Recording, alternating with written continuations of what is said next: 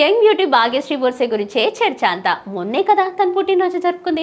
ఆ రోజు తన ఫ్యాన్స్ కి పెద్ద పండగే మరి. ఎందుకంటే ఒకవైపు విజయ్ దేవరకొండ కింగ్డమ్ నుంచి స్పెషల్ పోస్టర్, ఇంకోవైపు దుర్కల్ సల్మాన్ కాంతా సినిమా నుంచి ఫస్ట్ లుక్ పోస్టర్ రిలీజ్ చేసి కుమారిగా ఇంట్రడ్యూస్ చేశారు. ఇక తాను రామ్ పోతినేని 22వ సినిమాలో కూడా నటిస్తోంది. అయితే అందరి దృష్టిని ఆకర్షించిన విషయం మాత్రం హీరో రామ్ చేసిన స్పెషల్ విషెస్ అని చెప్పొచ్చు.